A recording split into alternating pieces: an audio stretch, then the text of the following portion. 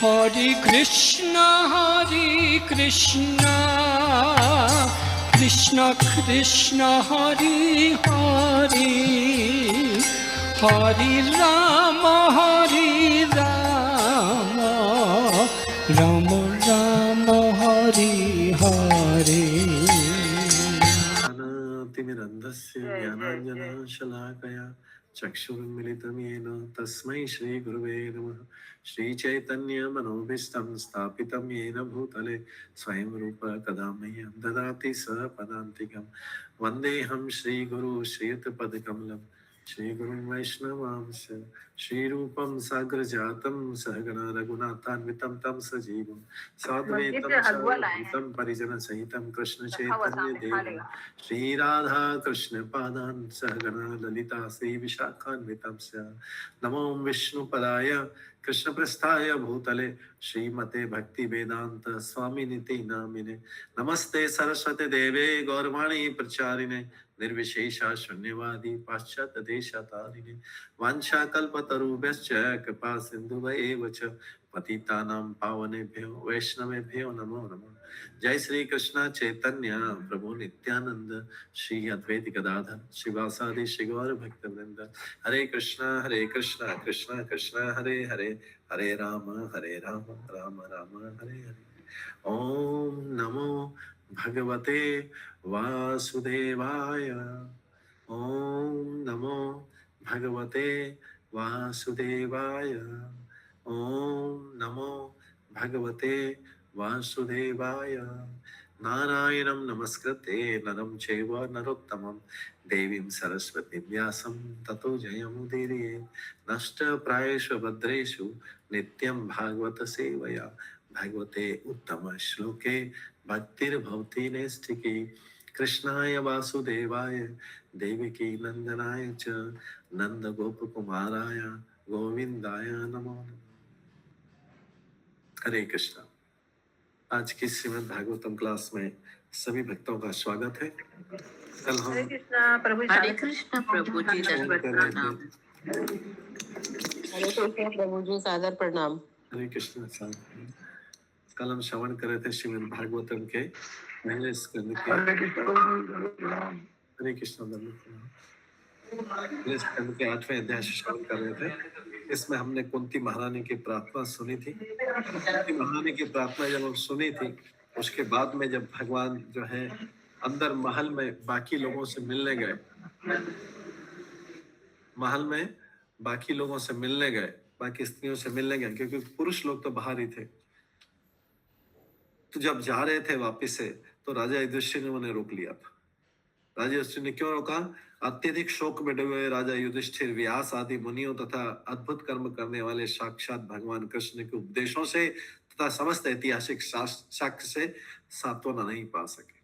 उनको जो दुख हो रहा था युधिष्ठिर महाराज को, महाभारत युद्ध में 64 करोड़ के लोगों ने मारे जाने से जो महाराज युधिष्ठिर को दुख हो रहा था, उस दुख के कारण उनकी राज्य करने की इच्छा नहीं थी। उनकी राज्य करने की इच्छा नहीं थी युधिष्ठिर महाराज की। भगवान कृष्ण ने भी समझाया, दूसरे बड़े लोगों ने समझाया, लेकिन युधिष्ठिर का मन राज्य के लिए नहीं मान रहा था। वो सोच रहे थे, उनके मन में आ रहा था कि मेरे राजा बनने के लिए 64 करोड़ लोग मारे गए महाभारत के युद्ध में। ये युधिष्ठिर सोच रहा था, लेकिन युद्ध तो भगवान ने करवाया था और भगवान का उद्देश्य था युद्ध कराने का। भगवान अधर्मिक की विनाश करा के धर्म की स्थापना करना चाह रहे थे, किसी धार्मिक राजा को स्थापित करना चाह रहे थे। युधिष्ठिर का मन नहीं मान रहा था, क्योंकि युधिष्ठिर जो है बहुत सरल स्वभाव के थे, धार्मिक स्वभाव के थे।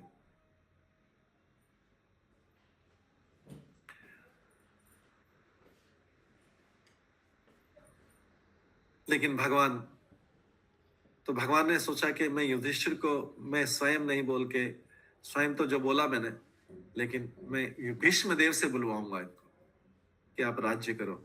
जब भीष्म देव बोलेंगे तो सारे संसार में भीष्म देव की महिमा बढ़ेगी, उनकी प्रसिद्धि बढ़ेगी। और भगवान चाहते हैं कि भगवान से ज्यादा प्रसिद्धि भगवान के भक्तों की। ये भगवान का उद्देश्य रहता है। भगवान की बात नहीं मानी युधिष्ठिर ने, कोई बात नहीं, भगवान को कोई हानि नहीं होगी। वो चाहते हैं कि भीष्म पितामह की बात माने जिससे संसार में भीष्म पितामह, लोग बोलेंगे अरे भीष्म पितामह की बात युधिष्ठिर ने नहीं मानी, कृष्ण की भीष्म पितामह की बात मान ली, कृष्ण की बात नहीं मान के भीष्म पितामह भी वही बोलेंगे जो कृष्ण बोल रहे हैं, लेकिन इससे उसका यश बढ़ेगा। ये कल हमने श्रवण किया था। आज इसके बाद हम 47 श्लोक से पढ़ेंगे, 47 श्लोक से पढ़ेंगे। कल 46 हो गया था। हमने देखा था कि ये जो भीष्म पितामह थे, भीष्मदेव पांडवों के विरुद्ध युद्ध करने के लिए तनिक भी प्रसन्न नहीं थे, क्योंकि सारे पांडव उनके पितृविहीन पुत्र थे। लेकिन क्षत्रिय लोग अत्यंत कठोर होते हैं, तो उन्होंने दुर्योधन का पक्ष ग्रहण करना पड़ा, क्योंकि दुर्योधन के कारण ही उनका भरण पोषण हुआ था। तो कई बार को लोग प्रश्न पूछते हैं तो भीष्म पितामह ने दुर्योधन की साइड क्यों ली? क्योंकि दुर्योधन ने उनका पालन पोषण किया था, उनके रहने का अरेंजमेंट, खाने पीने, क्योंकि पांडव लोग तो बच्चे थे उस समय बाल्यकाल में, तो भीष्म पितामह उनकी तरफ थे। और भगवान भी चाहते थे कि भीष्म पितामह दुर्योधन की तरफ से लड़े, जिससे जगत को ये बताया जा सके, जगत को शिक्षा दी जा सके कि भीष्म पितामह जैसा महान योद्धा भी अगर अधर्म की तरफ हो जाए, भीष्म पितामह जैसा महान योद्धा भी अगर अधर्म की तरफ हो जाए तो भी जीत धर्म की ही होती है। तो भी जीत किसकी होती है? धर्म की ही होती है। धर्म की, यदा यदा धर्म की। चाहे भीष्म पितामह जैसा महान योद्धा, पृथ्वी का सबसे बड़ा योद्धा भी अधर्म की तरफ चले जाए तो भी वो जीतेगा नहीं। और चाहे पांडव लोग कितने भी कमजोर हो, सेना के मामले में पांडवों के पास कितनी सेना थी? 7 अक्षौणी। कौरवों के पास कितनी सेना थी? 11 अक्षौणी सेना। तो भी पांडव की विजय, क्योंकि कृष्ण और धर्म उनके साथ। तो 47 श्लोक से पढ़ेंगे। आह राजा धर्मसुतः चिंतयन् सुहृदाम वधम प्राकृतेन आत्मना विप्रा स्नेह मोहं वशं गतः। धर्मपुत्र राजा युधिष्ठिर, धर्मपुत्र, धर्मपुत्र क्यों बोला गया है? ये धर्मराज का पुत्र है। धर्मराज जो लोगों को नरक में और अलग अलग जगह में भेजते हैं, वो धर्मराज, जो यमपुरी में रहते हैं, यमराज, धर्मराज, उनके पुत्र थे, उनके अंश थे युधिष्ठिर महाराज। तो धर्मपुत्र राजा युधिष्ठिर अपने मित्रों की मृत्यु से अभिभूत थे। मित्र मतलब उनके भाई बंधु सब थे जो कौरव मारे गए थे। अभी तो महाभारत युद्ध हो गया था, 64 करोड़ लोग मारे गए थे। जो है युधिष्ठिर महाराज एकदम शोक में थे, बहुत दुखी थे अंदर से। चाहे राज्य मिल गया, पूरी पृथ्वी का राज्य मिल गया, लेकिन अंदर से बहुत दुखी थे।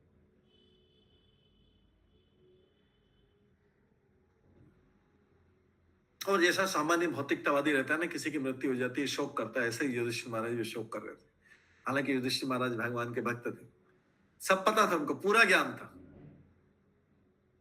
फिर भी जैसा सामान्य व्यक्ति शोक करता है, रोता है, ऐसे युधिष्ठिर महाराज भी शोक कर रहे थे। हालांकि उनको सब ज्ञान है कि जन्म मृत्यु कुछ भी नहीं, फिर भी वो सामान्य प्रदर्शन कर रहे थे। वो युधिष्ठिर महाराज बोलते हैं,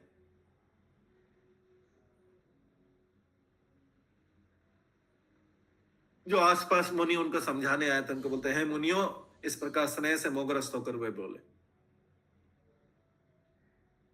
तो तात्पर्य में प्रभुपाद लिखते हैं, यदि ऐसी अपेक्षा नहीं थी कि युधिष्ठिर महाराज भी शोकग्रस्त हो जाएंगे, ऐसी अपेक्षा नहीं थी किसी। अरे युधिष्ठिर महाराज भी शोकग्रस्त हो जाएंगे, इतने महान, इतने भगवान के भक्त, इतने बड़े ज्ञानी, लेकिन युधिष्ठिर भी ऐसी लीला कर रहे हैं। साधारण मनुष्य जैसा शोक करता है, रोता है, गाता है, ये करता है, वैसा युधिष्ठिर महाराज भी कर रहे थे। वे भगवान की इच्छा के कारण, सांसारिक स्नेह के कारण मोहग्रस्त हो गए थे। जैसे अर्जुन भी मोहग्रस्त हुआ था युद्ध के मैदान में, तब भगवान ने भागवत गीता सुनाई थी। तब भगवान ने क्या सुनाया था? भागवत गीता सुनाई थी, जब अर्जुन मोहग्रस्त हुआ। अभी युधिष्ठिर महाराज मोहग्रस्त होंगे तो क्या होगा? भगवान नहीं बोलेंगे कुछ। भगवान क्या कर रहे हैं? कहां ले जाएंगे? सीधे भीष्म पितामह के पास, भीष्म पितामह के पास ले जाएंगे। तो जैसे कृष्ण अर्जुन को मोह से हटाने के लिए भागवत गीता सुनाई थी, ऐसे ही क्या करेंगे? युधिष्ठिर महाराज को कृष्ण कहां ले जाएंगे? भीष्म पितामह के पास। और वहां पे भीष्म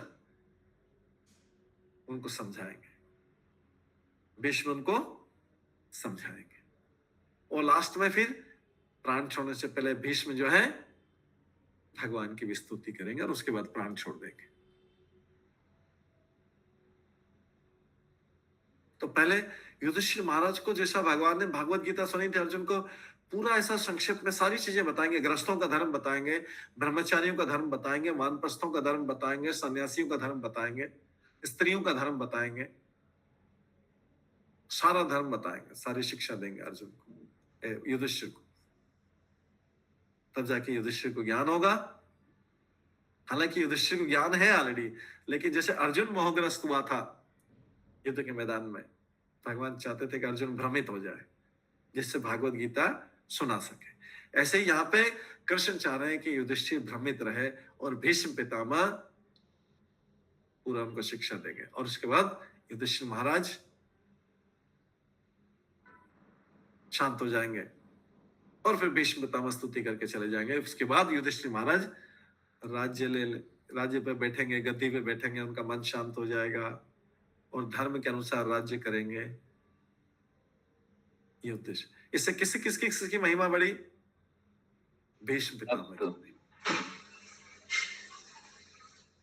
और भगवान यही तो चाहते हैं अपने भक्तों की महिमा बढ़ाने की। सामान्य मनुष्य क्या करता है कि हिंसा क्या है और अहिंसा क्या है इसको देखता है, शरीर के संबंध में देखता है। लेकिन भगवान हिंसा और अहिंसा शरीर के संबंध में नहीं देखते, वो आत्मा का ज्ञान, आत्मा के हिसाब से देखते हैं।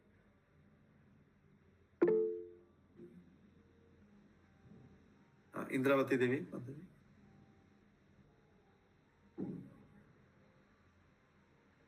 इंद्रावती देवी ने माता ने हाथ खड़ा किया।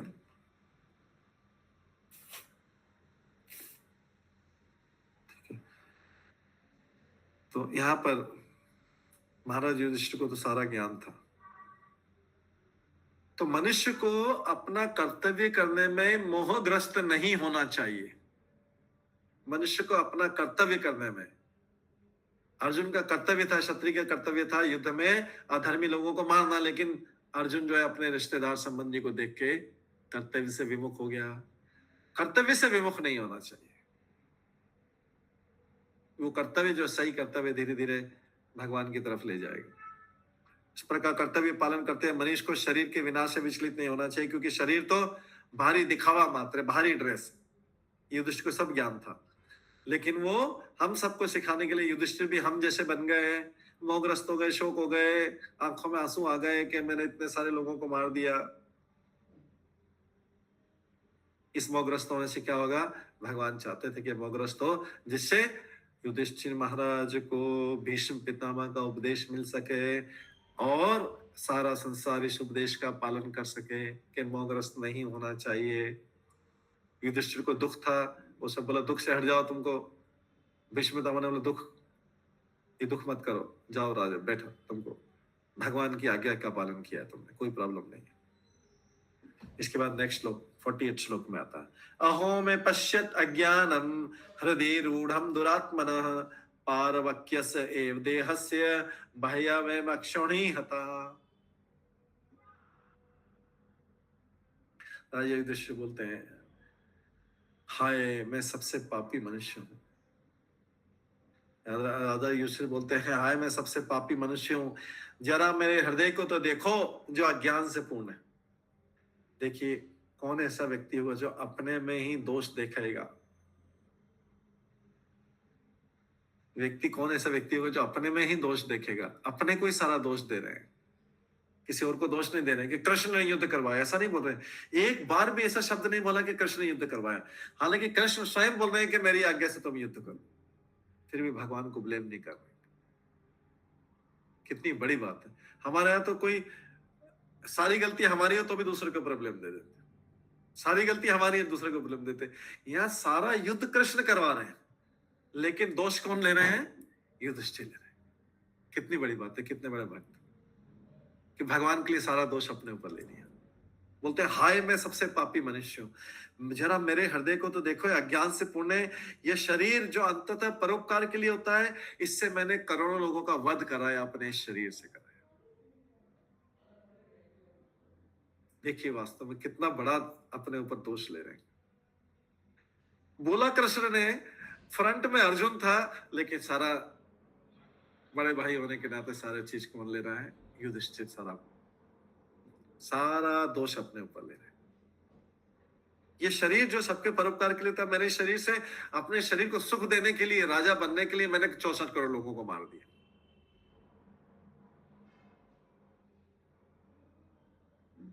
तो युधिष्ठिर जो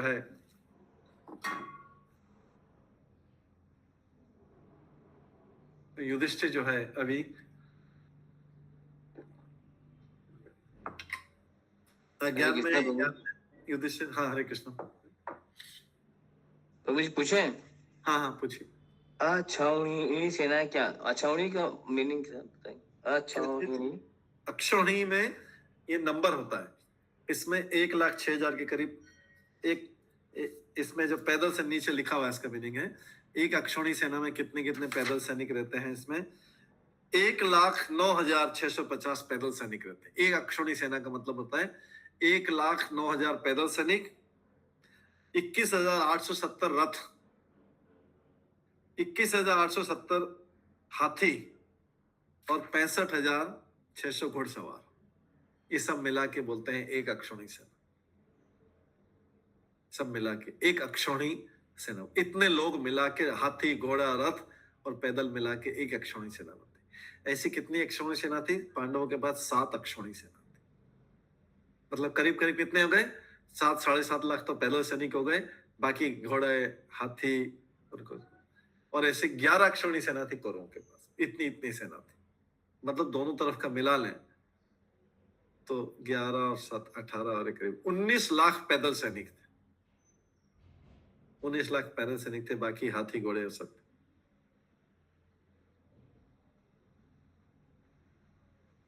तो युधिष्ठिर महाराज अपने ऊपर दोष। युधिष्ठिर महाराज ये अज्ञान में है। क्यों अज्ञान में? क्यों? वो सोच रहे हैं कि मैंने मारा, जबकि वास्तव में सब कृष्ण की इच्छा से मारे गए। तो इसलिए युधिष्ठिर महाराज भी मोह के कारण जो है इस अज्ञान में।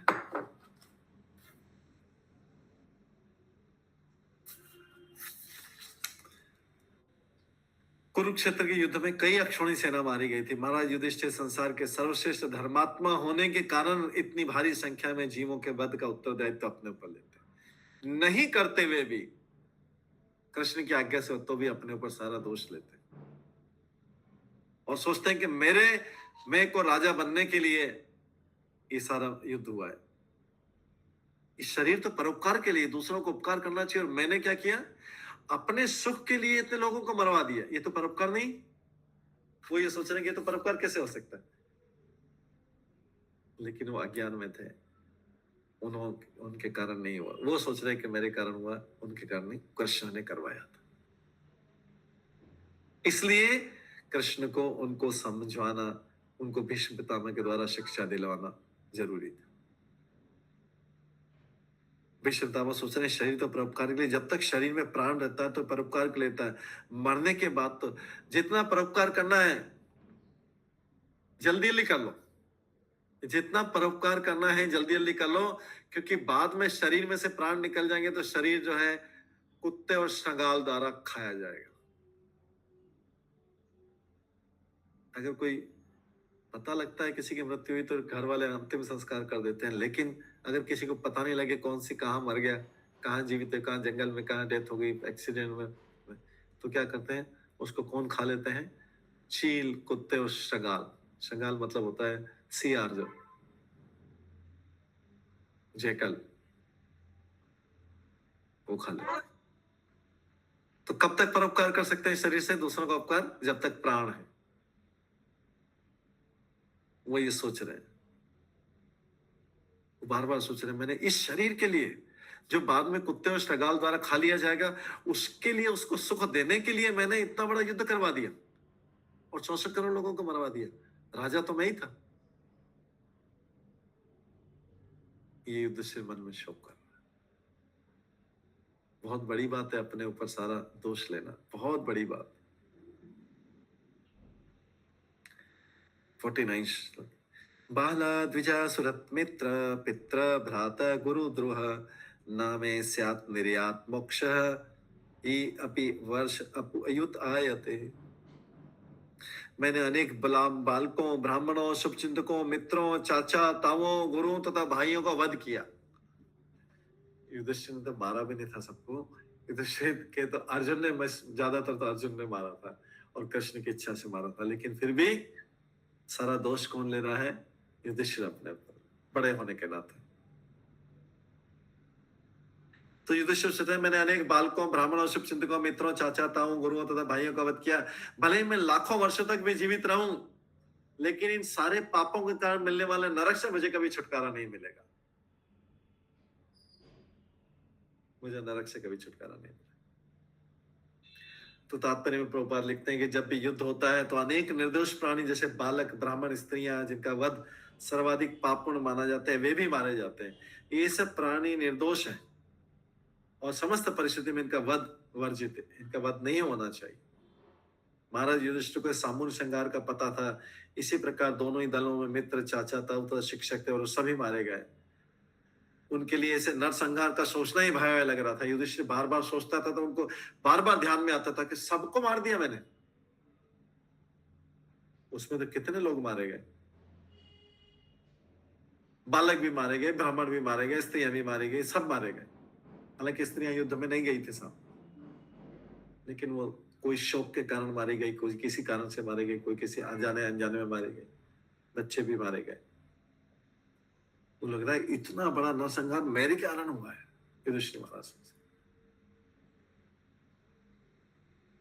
क्योंकि अभी वो राजा बने थे तो इतना सोच रहे हैं। उनका हृदय कितना कोमल है। नैनो राज्य प्रजा भर्तु धर्म युद्धे वधा दुषाम इति में न तु बोधाय कल्पते शासनम वचः। जो राजा अपनी प्रजा के पालन में लगा रहकर सही निमित्त के लिए वध करता उसे पाप नहीं लगता। यहाँ पे एक उपदेश है कि अगर कोई राजा सही निमित्त के लिए मतलब धर्म का पालन करने के लिए किसी को मारता है तो पाप नहीं लगता। जैसे कोई राजा या अभी कंट्री में किसी आतंकवादी को फांसी दी जाएगी तो राजा को पाप नहीं लगेगा, प्राइम मिनिस्टर या गवर्नमेंट को पाप नहीं लगेगा। अगर आतंकवादी को फांसी दी जाएगी तो नहीं लगेगा, क्योंकि क्या है, सही चीज के लिए धर्म के लिए दी जाती। तो युधिष्ठिर महाराज बोले ये सही बात है, लेकिन ये आदेश मेरे ऊपर लागू नहीं था। मैंने तो मुझे तो पाप लगेगा, क्योंकि मैंने तो अपने राज्य के लिए अपने सिंहासन के लिए मार दिया लोगों को। मैंने अपने सिंहासन के लिए राजगद्दी में बैठने के लिए करोड़ों लोगों को मार दिया। तात्पर्य युधिष्ठिर महाराज बोल रहे हैं कि यद्यपि वे वास्तव में राज्य का शासन नहीं चला रहे थे। युधिष्ठिर महाराज उस समय नहीं थे जब कौरव युद्ध करने के लिए आगे आए थे। युधिष्ठिर महाराज नहीं, दुर्योधन राजा थे। फिर भी दुर्योधन से छीनने के लिए युधिष्ठिर सोच रहे हैं कि दुर्योधन छीनने के लिए, राज्य छीनने के लिए मैंने कितना बड़ा युद्ध किया।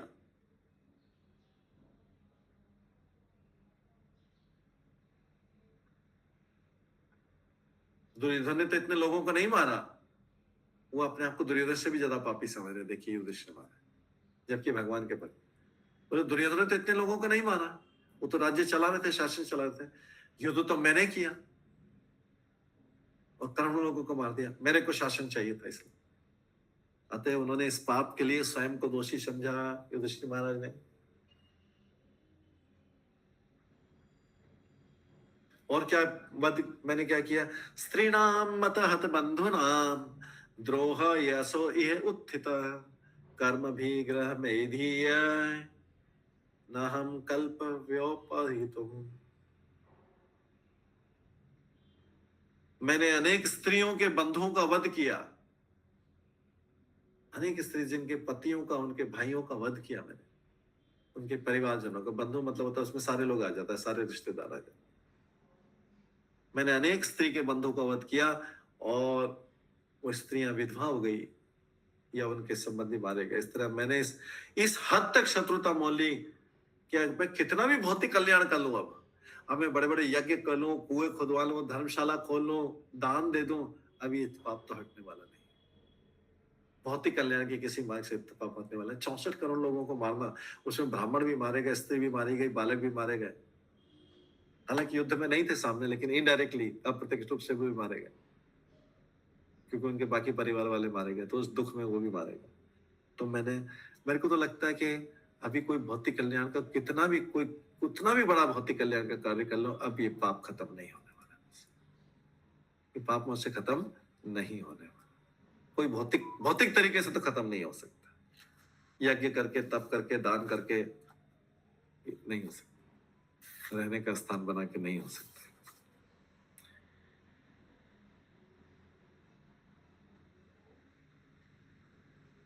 तो तात्पर्य में यहां बताते हैं, दो चीज बताते हैं, ग्रह मेधी और गृहस्थ।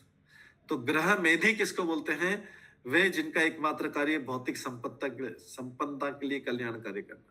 ग्रह मेधी जो होते हैं, जो पुण्य काम में किसी को सहायता भी करते, दान भी देते, तो बदले में बोलते हैं इसके बदले में फल मिल जाए और मेरा जीवन सुखी से चले।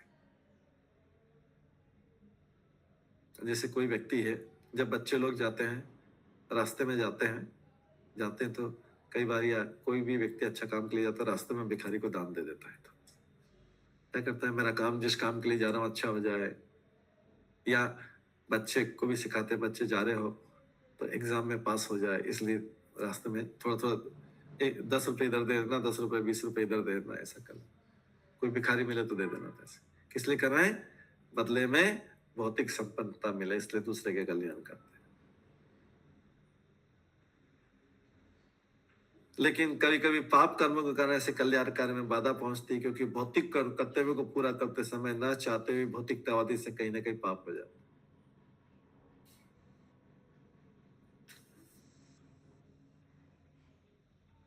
तो जब किसी से पाप होता है तो वेदों में क्या लिखा गया है? वेदों में बोला है कि अश्वमेध यज्ञ करने से हो जाता है, ये करने से हो जाता है, वो करने से। लेकिन अभी तो युधिष्ठिर महाराज तो सोच रहे हैं कि लगता है कि यज्ञ क्या करूं मैं, अश्वमेध यज्ञ कर लूं, राष्ट्र यज्ञ कर लूं, कोई सा भी यज्ञ कर लूं, अब तो ये पाप तो 64 करोड़ लोगों को मारने का पाप, ब्राह्मण स्त्री बच्चे भी चले गए, ये तो पाप लगता है हटेगा नहीं। अब अभी को लगा कि हटेगा। सविता माता जी का प्रश्न है। इंद्रावती माता जी, आपका हाथ है नीचे कर दीजिए आपका। तो मंदिर में सेवा करने के बाद जो हम लोग प्रसाद पाते हैं, वो भी गृह मेधी के गिनती में आएगा? सेवा करके अगर मंदिर में खाली प्रसाद के रूप में कर रहे हैं, प्रसाद के रूप में ग्रहण कर रहे हैं, भगवान की कृपा के रूप में, तो नहीं आएगा। लेकिन वो सोचते हैं कि अभी काम कर लिया इतना मंदिर में, थोड़ा खाना भी खा लेते हैं मंदिर का, ठीक है, फ्री में तो मिल ही रहा है, थोड़ा खाना भी खा लेते हैं, तो फिर वो जो है सेवा में नहीं आएगा। फल क्या से? लेकिन सबको ऐसा होता है ना, प्रसाद नहीं मिले तो कितना आगे पीछे भागते रहे, आज प्रसाद क्यों नहीं मिला, इतना तो सेवा करवा लिया मंदिर वालों ने, आज प्रसाद तो मिला नहीं। सोचते हैं ना, सब लोग सोचते हैं एक की जगह 2 मिल जाएगा तो घर पे भी ले जाएंगे। तो अगर ऐसे खाली भगवान की कृपा है कि हाँ ठीक है, सेवा करी तो प्रसाद मिल गया, ठीक है, नहीं मिला तो कोई प्रॉब्लम नहीं है, भूल गए वो लोग, ठीक। अगर वो करते हैं प्रसाद तो मतलब सेवा के फल के रूप में नहीं, कि मंदिर आए तो उन लोगों ने, मंदिर वालों ने बोला कि नहीं थैंक यू देने के लिए कि ठीक है प्रसाद मिल, उस हिसाब से प्रसाद कृपा के रूप में लेते हैं तो कोई प्रॉब्लम नहीं। लेकिन अपनी मजदूरी के रूप में लेते हैं तो फिर वो सेवा नहीं माना जाएगा। तो सकाम कर्म। हाँ, सेवा फिर निस्वार्थ नहीं होगा, मजदूरी के रूप में मिला है। अरे प्रभु इतना सेवा कर लेते, आप लोग प्रसाद ही नहीं देते, क्या है कि हमको ध्यान तो रखना चाहिए, हमारा प्रसाद नहीं दिया, कहाँ है हमारा आज ड्रोन है, आज का ड्रोन कहाँ है? तो मजदूरी के रूप में नहीं, ऐसे नॉर्मल, ठीक है।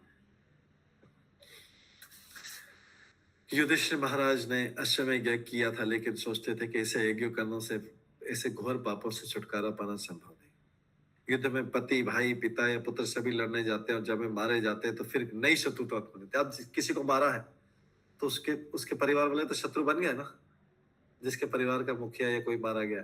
तो अभी युधिष्ठिर महाराज सोच रहे कि कितने शत्रु बना लिए मैंने, 64 करोड़ लोग मारे गए, अब इसमें से कितनों के परिवार तो खत्म होंगे, कितनों के परिवार नहीं भी खत्म होंगे, जो परिवार बचे हो आगे जो बच्चे जन्म लेंगे उनको सबको क्या सिखाया जाएगा किसको मारा, किससे बदला लेना है? ये युधिष्ठिर, अर्जुन, ये पांचों पांडवों से बदला लेना है, क्योंकि इन्होंने हमें पूरे परिवार को मारा था। इस पे शत्रुता उत्पन्न होती, नई शत्रुता बन गई ना एक उम्र। इस प्रकार क्रिया प्रतिक्रिया का चक्र चलता था। शत्रुता हुई, फिर से बदला लिया, फिर मारा, फिर उसके बाद में फिर ये बार बार इस चक्र में फंसते रहे। तो कर्म का विधान ऐसी है कि एक कर्म करते हैं, भौतिक कर्म की बात कर रहे हैं, एक कर्म करते हैं और फिर उससे दूसरा कर्म उत्पन्न होता है। एक कर्म किया, दूसरा कर्म। जैसे हम किसी व्यक्ति के यहाँ भोजन करने जाए, कोई व्यक्ति हमको, हमारा मित्र है जो भक्त नहीं है, ठीक है, हमारा मित्र या कोई दूसरा रिश्तेदार हमको खाना खाने के लिए बुलाता है, भोजन करने, तो हम जाके भोजन किया वहां पे। अब जो भोजन किया हमने, उस कर्म का, उस जो हमने एंजॉय किया, उसका फल हमको, उसके लिए नया कर्म उत्पन्न होगा, उस फल को चुकाना पड़ेगा। किसी के घर हमने जाके खाना खाया, बिना किसी कारण से उसने बुला लिया, और कल के हमने चाहे रिश्तेदार और संबंधी हो, भक्त की नहीं बात कर, अभी भक्त का हम अलग से बताते हैं। खाना खाया आपने, तो उसका आपके ऊपर वो चढ़ गया, ऋण चढ़ गया, उसको चुकाना पड़ेगा। उसको चुकाने के लिए नया कर्म करना पड़ेगा। फिर वो उसके बदले फिर फल हुआ, फिर फल से नया कर्म किया। फल मिलने के बाद, जैसे किसी को अच्छी सैलरी मिली, उसके बाद उसने बहुत खर्च किया, सैलरी के बाद में बहुत खर्च किया, जहां जहां खर्च किया, होटल में गया, रेस्टोरेंट में गया, मूवी में गया, ये गया, ये गया, तो इससे क्या हुआ? इसके जाने के बाद जब उसने खर्च किया, तो उससे नई प्रतिक्रिया, उसकी रिएक्शन लगेगी। हर कर्म की एक रिएक्शन है, अगर वो भगवान के लिए नहीं किया गया।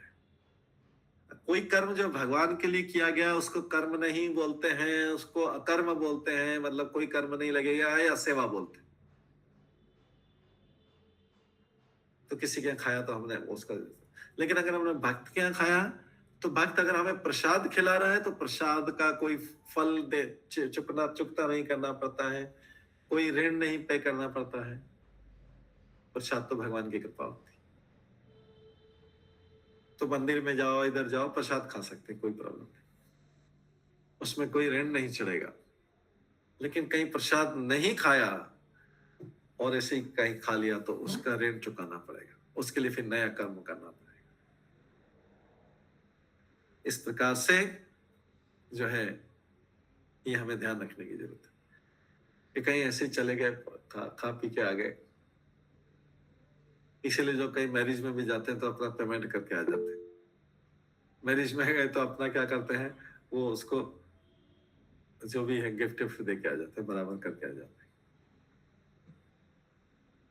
लेकिन भक्त के यहाँ कहीं भी जाते हैं तो कोई जरूरत नहीं, कुछ भी प्रसाद आराम से खा सकते हैं। भगवान की कृपा है, उसमें किसी का कोई वो नहीं है, कोई मालिक नहीं, प्रसाद का कोई मालिक नहीं रहता, केवल भगवान रहते। तो भगवान दे रहे हैं तो ठीक है, भगवान दे रहे हैं तो सब कुछ खा लिया।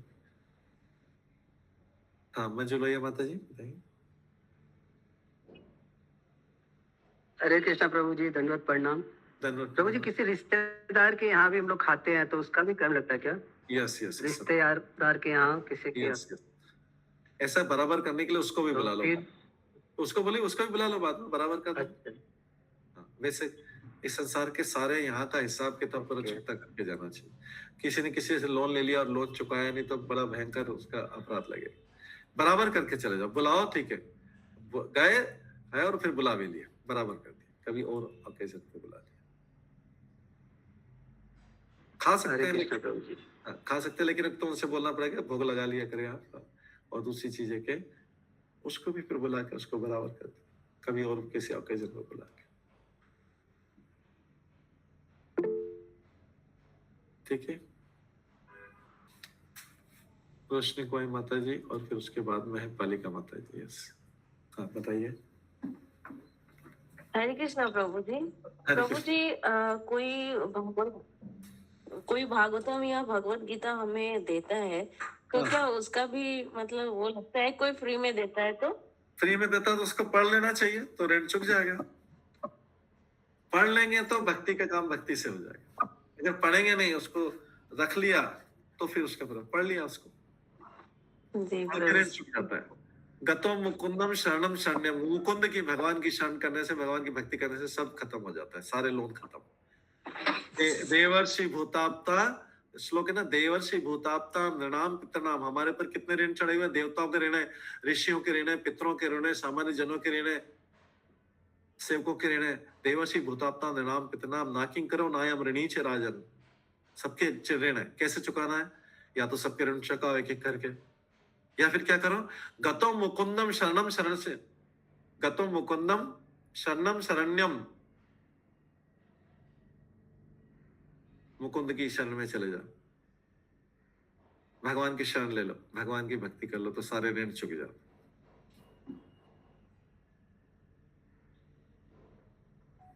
सबके ऋण चुक जाते हैं। ये भागवतम का ही श्लोक है। थैंक यू प्रभु जी। है पढ़ लिया तो उसको पढ़ना जरूर, नहीं तो ऋण रह जाएगा, उसको पढ़ लो और जो है ऋण चुका दिया। भगवान की सेवा करने से सारे ऋण चुक जाएंगे। ठीक है। हाँ, इसके बाद अगला है पालिका माता जी का, फिर रंजना सिंह माता जी का। पालिका माता हरे जी। कृष्ण। धन्यवाद, प्रणाम प्रभु जी। प्रभु जी, हम लोग को कहीं खाते हैं, लेकिन वो भगवान का ऑफर नहीं किया, लेकिन हम लोग उनको मतलब वो फूड को प्रसाद समझ के कृष्ण अर्पणम बोल के अगर ग्रहण करते हैं तो भी ऋण चढ़ेगा प्रभु जी? एक्चुअली अगर उसका शॉर्टकट लगाते हैं तो पूरी तरह से भगवान का प्रसाद तो नहीं हुआ है, पूरी तरीके से भगवान का प्रसाद नहीं हुआ है। लेकिन वो काम चलाने के लिए हम, जैसे हम अपना खाना ले जाते हैं और उसको विष्णु विष्णु विष्णु बोल के शॉर्टकट लगा दिए तो उतना वो नहीं लगेगा, ऋण नहीं लगेगा, क्योंकि अपना ही भोजन कर रहे हैं बिना बनाए, उस पार्शियली मतलब आंशिक रूप से भोग लगा। लेकिन दूसरे के हम ग्रहण कर रहे हैं और ऐसा आधा अधूरा लगा हुआ है तो फिर भी उसका कर्म फल तो लेना पड़ेगा, क्योंकि उसको तो प्रसाद, उसको तो भोग लगाना आता भी नहीं है। उसने बोल दिया मैंने भोग लगा दिया, भोग लगा, तुलसी डाल दी थी, तो क्या है कि वो जो है भोग नहीं माना जाएगा। उसको फिर बेस्ट है कि उसको भी खिला देना बाद में कभी। तो एक तो ऋण तो पार्ट हो जाएगा, बाकी प्रसाद जो है उसने जो आंशिक रूप से लगाया ठीक है, भगवान स्वीकार कर लेंगे, लेकिन ऋण तो फिर भी रहेगा, क्योंकि वो पूरा प्रसाद नहीं था। इस संसार का नियम है, इस संसार में सारे ऋण यहीं के यहीं चुका के जाने पड़ते हैं, नहीं तो अगला जन्म भी लेना पड़ेगा, उसमें ऋण पे करना पड़ेगा। इसीलिए तो बोला गया मनुष्य जन्म से ऋणी हो जाता है। जब श्लोक लिखा गया है भागवत में, श्लोक ये देवर्षि भूतात्मा ऋणाम पितृणाम ना किं करुणाय, हम सबके ऋणी होते हैं, देवताओं के ऋणी, ऋषियों के ऋणी, पितरों के ऋणी, सामान्य जनों के ऋणी, किस किस लोगों ने हमको सहायता की तो सबके ऋणी। तो बेटर है कि गतम मुकुंदम शरणम शरण से।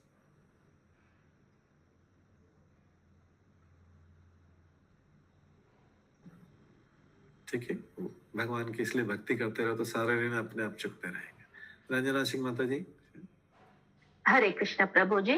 प्रभु जी, जैसे आपने बोला कि अगर हम किसी के घर जाते हैं खाना खाने तो फिर हमें उसको कभी भी इनवाइट करना चाहिए। अब इनवाइट मतलब ऋण चुकाना चाहिए, अब किसी भी रूप में जी चुकाओ। जी जी जी। तो कभी कभी ऐसे जगह चले जाते हैं कि हमें लाइफ में फर्स्ट मतलब वन टाइम ही रहेगा, या फिर साल में, मतलब फिक्स नहीं बोल सकते कि हम दोबारा आए या फिर वो हमारे यहाँ आए, तो ऐसे में क्या करना चाहिए? उनको कोई गिफ्ट दे देना चाहिए। जी प्रभु जी। जैसे लोग जाते हैं ना एक दूसरे के यहाँ भोजन करने जाते हैं, तो शुरू में जाके कोई फ्रूट्स ले जाता है, कोई स्वीट ले जाता है, जो भी आपको ज्ञान देता है स्वीट फ्रूट शुरू में ही ले जाते हैं, तो ले जाते हैं कि भाई ये ठीक है, आदान प्रदान ठीक है, बातचीत वही करा, लेकिन उसको ले जाना चाहिए। ये भौतिक जगह का प्रसाद खाने में, प्रसाद मंदिर का प्रसाद खाने में कोई प्रॉब्लम नहीं है, या कहीं किसी के घर का कोई भक्त बुला रहा है, क्योंकि प्रसाद में ये गिनती नहीं होती कि ये इसका है ये इसका है, क्योंकि प्रसाद तो भगवान का होता है। या फिर हमें ज्यादातर किसी के यहाँ खाने से बचना चाहिए। बचना चाहिए, यस, बेस्ट तो है कि बचना चाहिए, जो भक्त नहीं है। जी प्रभु जी। प्रभु जी, एक और एक्चुअली जैसे अब हम इस लाइन में है कि मतलब हर काम भगवान को ऑफर करते हैं या फिर नाम लेते हैं, तो कभी कभी हमारा हैबिट में पड़ जाता है कि हम कुछ भी खाए पिए तो नाम आता है भगवान का कि हम ऑफर करते हैं क्योंकि घर में, लेकिन अदर जाते तो हमारी हैबिट में है कुछ भी मिला तो ऑफर किया। तो ऐसे में कभी कभी लहसुन प्याज वाला भी मिलता है, हम परहेज तो नहीं करते बट मुंह से निकल जाता है लहसुन प्याज वाला भी हम ऑफर कर देते हैं, मतलब गलती से, क्योंकि हैबिट में है ऑफर करना। तो ऐसे में प्रभु जी क्या कर सकते हैं? तो खाना तो नहीं चाहिए जी, लहसुन प्याज वाला तो खाना नहीं चाहिए, भगवान तो ग्रहण जी नहीं, क्योंकि लहसुन प्याज जो है तमोगुणी पदार्थ माने जाते हैं, भगवान जी। ग्रहण नहीं करते। भगवान तो हमें पाप तो नहीं लगेगा क्योंकि हमने मतलब पता है कि नहीं करना है, लेकिन गलती से मुंह से निकल गया कि आपको ऑफर का। नहीं, बट खाया ना, उसको खाया तो सही ना हमने। हाँ हाँ पाप तो खाने से हुआ, भगवान को गलती से लग गया कोई प्रॉब्लम नहीं है। लहसुन प्याज जी। वाले को भी आपने वो कर दिया कुछ लगे, लेकिन उसको खाया तो खाने का तो पाप लगेगा। जी प्रभु जी, क्योंकि गृहस्थ में सबका अलग अलग खाने का रहता है, तो हम प्योर तो नहीं बना सकते कि बिना लहसुन प्याज का। हाँ, लेकिन कोशिश है जैसे भोग के लिए वो प्योर रखते हैं बिना लहसुन प्याज का, लेकिन हमारा हैबिट में है कि ऑल टाइम ऑफर ही करते रहना है, तो कुछ भी होता है तो ऑफर कर देते हैं ऐसा। ठीक है, वो ऑफर कर दिया, भगवान ग्रहण नहीं करेंगे, लेकिन ये अच्छे हैबिट है, अच्छे बेटे जी प्रभु जी। ठीक है, जो भी मजबूरी में कर रहे हैं तो उस मजबूरी को धीरे धीरे खत्म करना पड़ेगा, धीरे धीरे, बट लेकिन अच्छा है कि हर चीज को ऑफर कर रहे हैं, तो एक अच्छी चीज है। हालांकि लहसुन प्याज वाला भगवान ग्रहण नहीं करेंगे, फिर भी जी प्रभु जी। आपने अपनी तरफ से किया, भगवान को याद किया, भगवान उसके लिए अच्छा मानते हैं, वो भगवान मानेंगे। हरे कृष्ण प्रभु जी। ठीक है, श्रेया बोल का माता जी। अब सादर प्रणाम प्रभु जी। अब जैसे कोई किसी की डेथ हो जाती है और वो लोग बोलते कि 12 का प्रसाद है वो खाने, तो वो प्रसाद कैसे हुआ प्रभु? नहीं, प्रसाद नहीं हुआ, वो प्रसाद नहीं, कभी भी नहीं होता कुछ। वही तो वो ग्रहण करना चाहिए प्रभु जी? नहीं होता जब तक कि भगवान का प्रसाद नहीं। भगवान के भक्त भी भोज करवाते हैं, लेकिन वो पूरा प्रसाद दिला के करवाता है, उसका किसी के ऊपर वो ऋण भी नहीं चलता और किसी को पाप नहीं लगता। भगवान के भक्त भी कई बार भोज करवाते हैं अपने, उनके कोई रिलेटिव्स की डेथ हो या वो, तो वो अच्छा भोज कराते हैं, लेकिन सबको प्रसाद खिलाते हैं और सबको ऐसा खाने में भी कोई प्रॉब्लम नहीं। अच्छा प्रभु जी, धन्यवाद। चाहे वो मृत्यु का भोज भी हो, लेकिन वो भक्त तो भगवान के प्रसाद के रूप में खिला रहा है। तो वो ग्रहण कर सकते हैं हम लोग ना प्रभु? प्रसाद ग्रहण कर सकते हैं, भगवान का प्रसाद ग्रहण कर सकते। ठीक है प्रभु जी। ठीक है, नीलम लखानी माता जी। हरे कृष्ण प्रभु जी, सादर प्रणाम। जैसे कई बार कई रिलेटिव से हमारे क्लोज रिलेशनशिप होते हैं, लेकिन मतलब एक मानवीय संबंध भी हो जाता है ना, तो उस नाते भी जैसे हम किसी की मृत्यु भोज में जाते हैं तो खाना पड़ता है, लेकिन पता है कि उन्होंने विष्णु जी को ऑफर नहीं किया है, लेकिन ऐसे क्या करें? मेरे को एक स्थिति में जाना ही पड़ा, मैं इग्नोर नहीं कर सकती थी क्योंकि वो बहुत क्लोज रिलेशन है। लेकिन उनसे ही बोलना चाहिए, उसका सोल्यूशन ये बोलना चाहिए कि उनसे दे रहे कि जो आप भोजन बना रहे जरा हमको एक थाली में बना के दे दो। हम फिर क्या करते हैं, इसको पहले भगवान को बोलो करते हम 10 मिनट बाद 15 मिनट बाद खा लेंगे, लेकिन हमको पहले एक थाली में बना के दे दो, चाहे वो आपकी थाली में भी हो, चाहे वो भोग की थाली नहीं हो तो भी कोई प्रॉब्लम नहीं, आपस में तुलसी डालो। ये इमरजेंसी का तरीका है। आपको थाली में दिया है, आप उस थाली को लो, चाहे वो भोग की थाली नहीं तो भी उस थाली में लिया, उसमें तुलसी डाला, प्रणाम मंत्र बोला, उसके बाद में खा लो। यस प्रभु जी, धन्यवाद। ठीक है, ये आपकी थाली को ही ले जाओ से।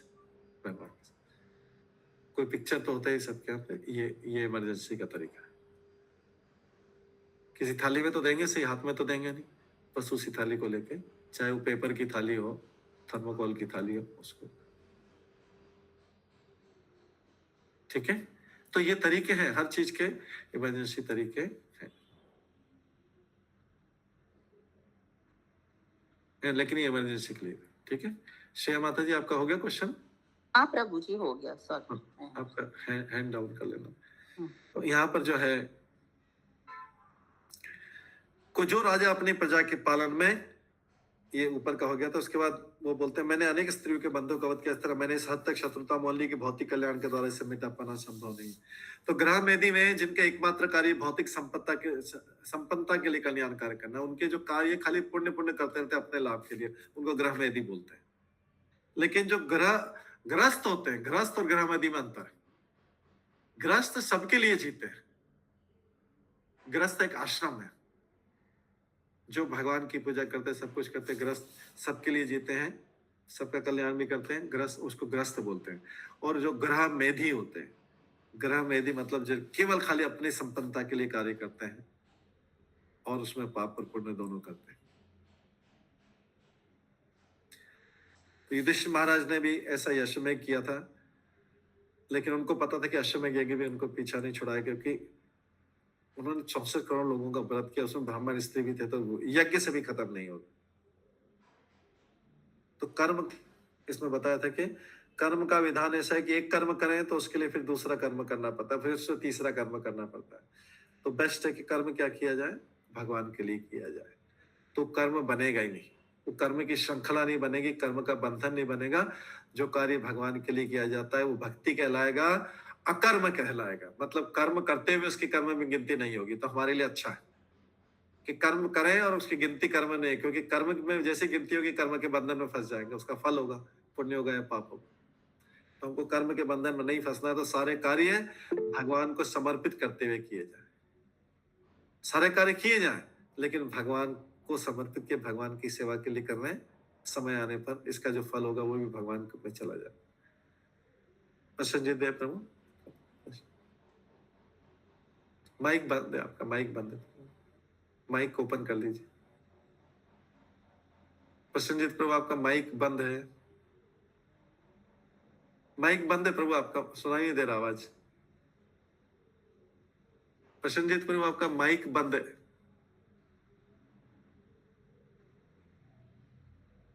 प्रभु आपका माइक बंद है, माइक, आवाज नहीं सुनाई दे रही। प्रसन्नजित प्रभु,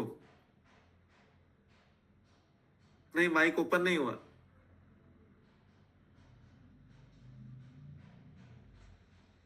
माइक ओपन नहीं था प्रभु का। प्रसन्नजित प्रभु आपका माइक ओपन नहीं है, इसलिए हम सुन नहीं पा रहे हैं। और कोई और प्रश्न है? प्रीति अग्रवाल माता जी का था, प्रीति अग्रवाल माता जी का चैट में क्वेश्चन है कि मैरिज के बाद में घर के आप माता पिता के यहाँ जाते हैं, यस, तो भोग लगा के लेना चाहिए, कर्म लगेगा उसमें। मैरिज के बाद जाते हैं तो भी कर्म लगेगा, क्योंकि अब माता पिता ने हमें दूसरे घर में समर्पित कर दिया है, इसलिए कर्म लगेगा, कर्म का फल लगेगा। तो प्रसाद बना के खाएंगे, वहां पे भी जाके भोग लगाते हैं। तो जो भी अपने पेरेंट्स के यहाँ, माता पिता के यहाँ जाते हैं, अगर वो वहां पे जाके भोग लगा के खाते हैं, वहां पे भी जो है, तो उनसे थाली लिया, जो भी लिया, और जाके भगवान को भोग लगा लिया। मजबूरी में जैसी भी थाली है उसी को भोग लगा लिया, तुलसी डाली और उसी में भोग लगा लिया। ठीक है, तो सबका तरीका है, सब चीज का तरीका है, उस तरीके से कर सकते हैं। अगला श्लोक है, यथा पंकेन पंकाम्भम सूर्या वासुरा कृतम भूतहत्याम तथैवेकाम न यज्ञे माष्टम अर्हति।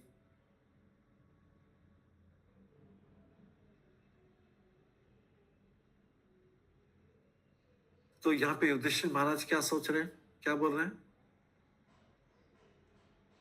युधिष्ठिर महाराज बोल रहे हैं कि मैं 64 करोड़ लोगों मार लिया, ब्राह्मण स्त्री मार लिया, अब कौन सा मैं यज्ञ करूं तो भी पाप नहीं होने वाला है, खत्म नहीं होने वाला है पाप। इतना भयंकर, इतना बड़ा पाप किया है, स्त्री ब्राह्मण बच्चे भी थे, इतना भयंकर पाप किया। कितने भी बड़े बड़े यज्ञ कर लूं मैं, अभी पाप जाने वाला नहीं है। युधिष्ठिर महाराज ये मन में सोच रहे हैं, ग्लानि कर रहे हैं, अपने आप को दोषी समझ रहे हैं। वो उदाहरण देते हैं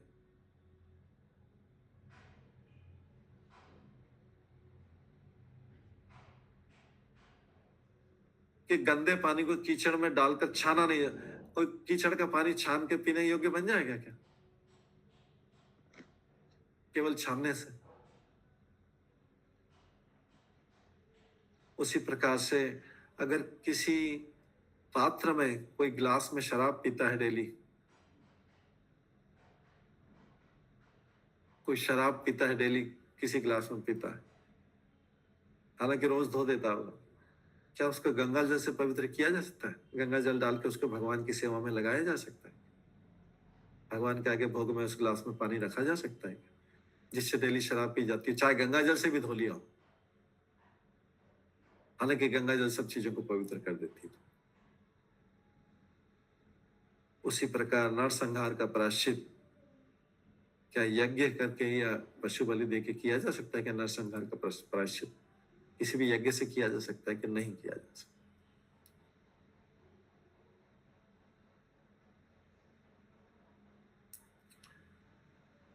तो कई लोग वेदों को बोलते हैं कि वेद के यज्ञ से पवित्रता आ जाएगी, इतने बड़े बड़े पाप कर लिए, आप सोचा यज्ञ से पवित्र कर लेंगे अपना को।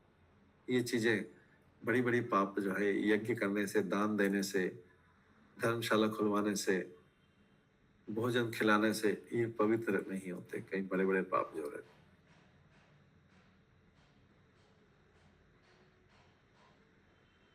लेकिन भगवान की भक्ति ऐसी है कि बड़े से बड़े पाप को भी, ब्राह्मण हत्या के पाप को भी खत्म कर देती है।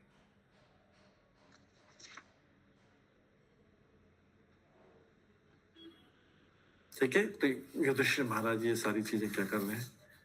मन में विचार कर रहे हैं। अपने आप को उस ग्लानि से नहीं अपने आप को उस ग्लानि से उठा नहीं पाते।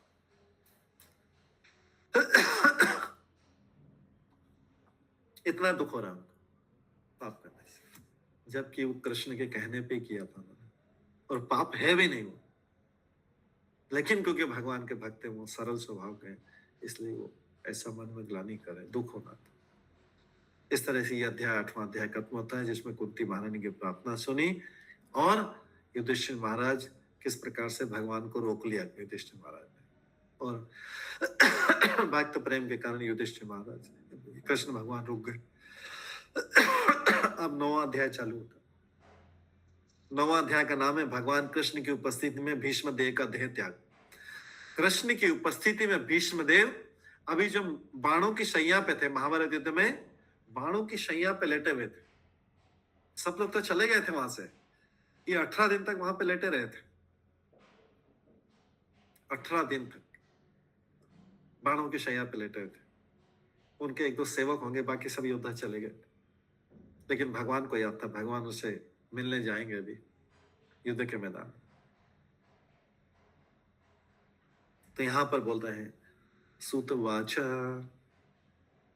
सूत गोस्वामी बोलते हैं, शौनकादि ऋषि को बोलते हैं, इति भीता प्रजाद्रोहात् सर्वधर्म विवित्सया ततः विनशनं प्रागात् यत्र देवव्रतः पतत्। सूत गोस्वामी ने कहा कुरुक्षेत्र के युद्ध स्थल में इतने सारे लोगों का वध करने के बाद कारण घबराए हुए महाराज युधिष्ठिर उस स्थल पर गए जहां पे नरसंहार हुआ था। अब युधिष्ठिर महाराज उस समय के जहां पे उस मैदान में गए जहां पे करोड़ों लोग मारे गए थे, वहां पर भीष्म देव भी देखा उन्होंने, भीष्म देव को देखा। भीष्म क्या था, अभी भी बाणों की शैया पर लेटे हुए थे, रक्त बह रहा था, जैसे पानी की धार होती है ऐसे रक्त बूंद बूंद बूंद बूंद करके बह रहा था। लेकिन क्षत्रिय थे, शरीर बहुत शक्तिशाली था, बहुत शक्तिशाली शरीर था। थोड़ा मोड़ा खून निकल जाए, छोटा मोटा खून निकल जाए तो उससे घबराते नहीं थे। हमारे इधर थोड़ा सा कट लग जाए, अरे अरे, कोई बोलेगा इंजेक्शन लगा लो, कोई बोलेगा पट्टी बांधो, ये करो, बहुत सारी चीजें करो। वहाँ के उनके पट्टी बांधेंगे, कहाँ पट्टी बांधेंगे, वो तो बैंडेज कहाँ बांधेंगे, तो पूरे शरीर में बाण लगे हुए थे, कहाँ पट्टी बांधेंगे, पूरे शरीर से खून निकल रहा था।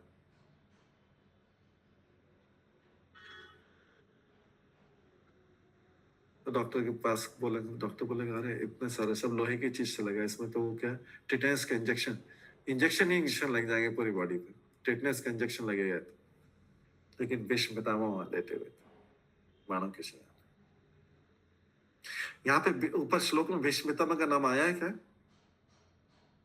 हमने जो श्लोक पढ़ा था या ऊपर सामने जो श्लोक है, इसमें देखिए जरा, भीष्म पितामह का नाम आया है क्या?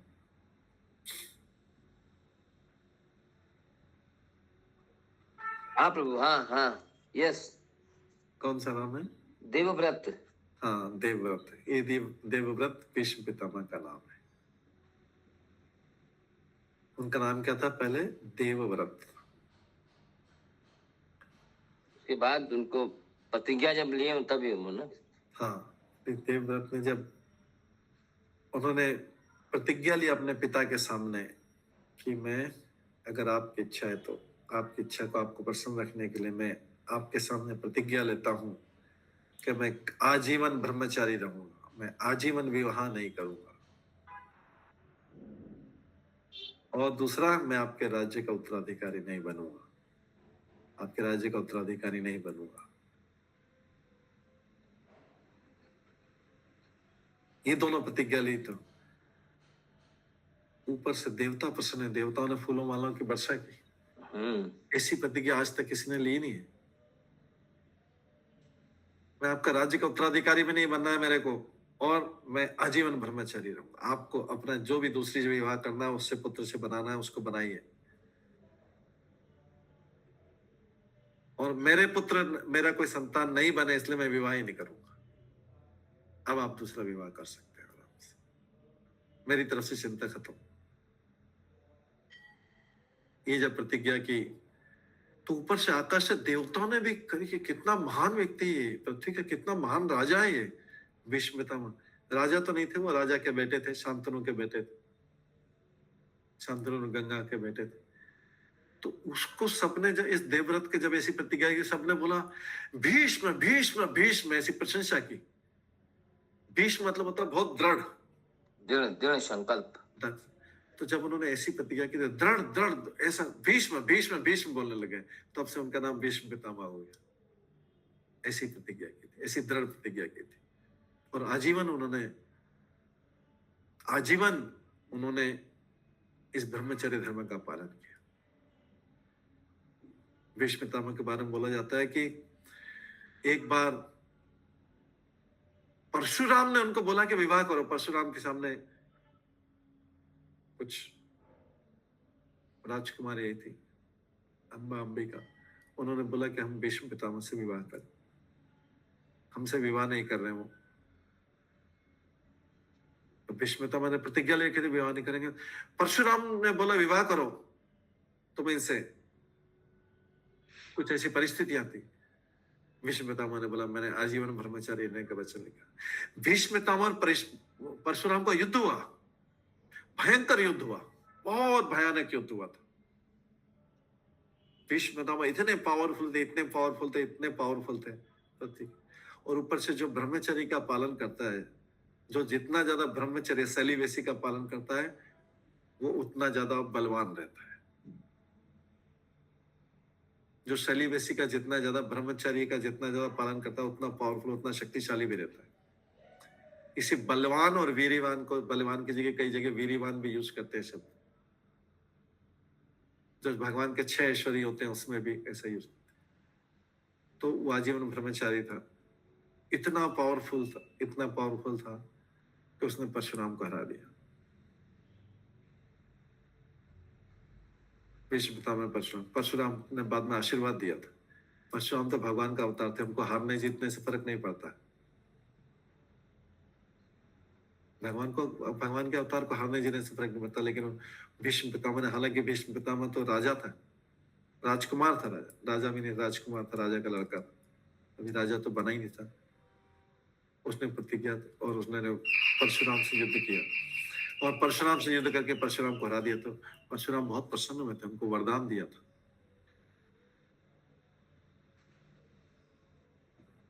कि तुम पृथ्वी के सबसे शक्तिशाली योद्धा बनोगे, तुमको कोई हरा नहीं सकेगा, तुमको कोई भी हरा नहीं सकेगा। ये जो है भीष्म पितामह को वरदान परशुराम ने दिया था। और परशुराम ने कब दिया? परशुराम ने हारने के बाद दिया था इनको वरदान कि मैं तुम्हारी वीरता से प्रसन्न हूं, तुमको पृथ्वी पे कोई नहीं हरा सकेगा। भीष्म पितामह, ये था भीष्म पितामह का बल। वो आजीवन ब्रह्मचारी है, उनको फोर्स कर रहे थे मैरिज के लिए, नहीं किया था।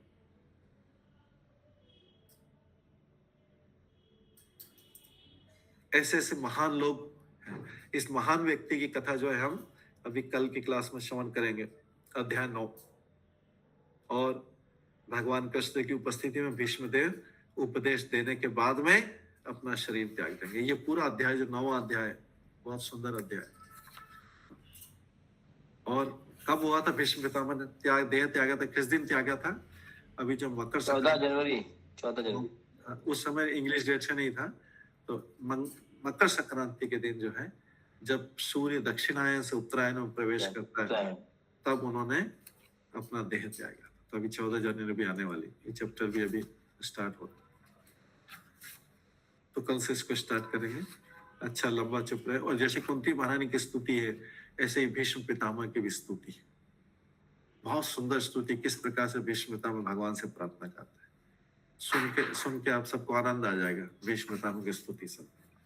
जैसे कुंती महारानी ने बोला था मुझे समस्याएं दीजिए, ऐसे ही जो भीष्म पितामह मान बड़े बड़े भक्त, बहुत बड़े लेवल के भक्त, तो कल की क्लास में हम श्रवण करेंगे।